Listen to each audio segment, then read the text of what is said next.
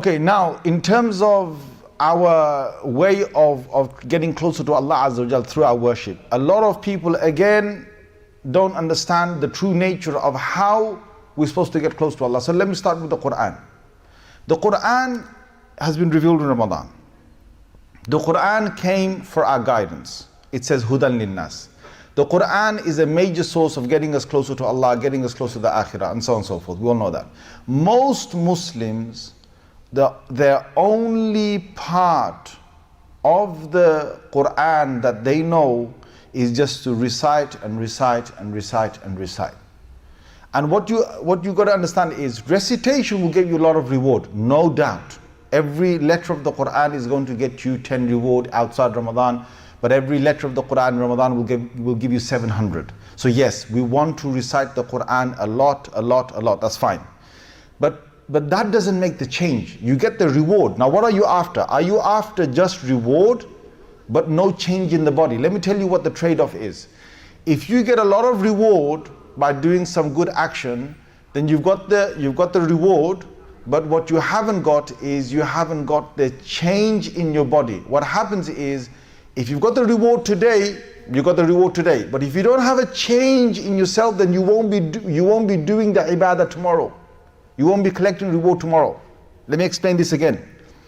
If you've got money, if I give you loads of money, and you've got, let's say, you've just suddenly got like a few £1,000,000 or something like that.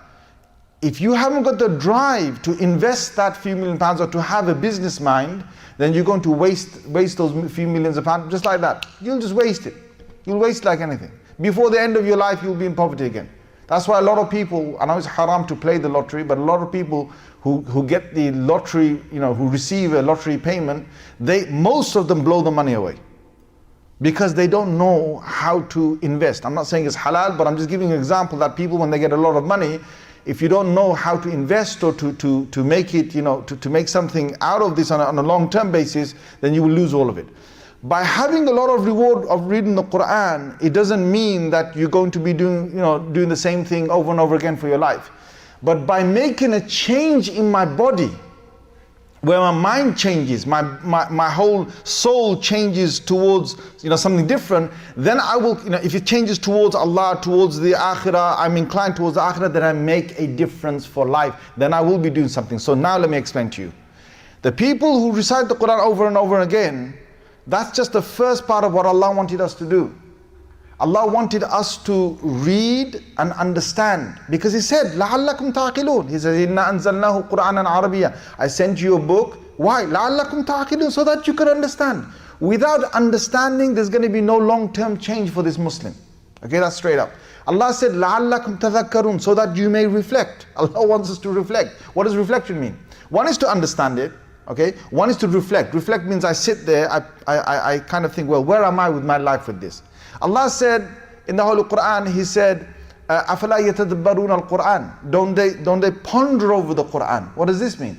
This means now that you sit and you kind of think over and over again about what Allah Azza wa Jal has said, and what my whole life and other parts of what's going on in my life reflect with this Quran. So you come to the stories of the prophets, you understand that, subhanAllah, like Nuh alayhi salam, he persevered. I've got to find perseverance. Nuh alayhi salam's son disobeyed him. My son might be disobeying me.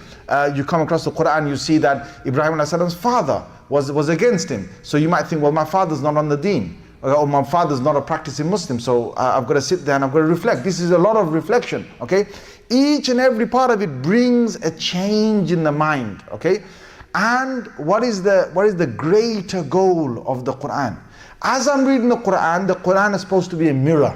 This one thing take away from it. This Quran is supposed to be a mirror. So every time I read the Quran, this Quran is supposed to show me how good or how bad I am. And when I'm good, I say Alhamdulillah. And when I think I'm bad, I'm not doing what the Quran has said, then I'm supposed to think that, whoa, I need to do something about this, And that's where the Muslim changes, okay? So I'm going to ask you this Ramadan, or however, whenever you can, please read the Quran tilawah with Arabic, yes, but I want you to read the translation of the Quran and read some kind of tafsir of the Quran to get yourself closer to Allah Azza wa Jal through this. لا إله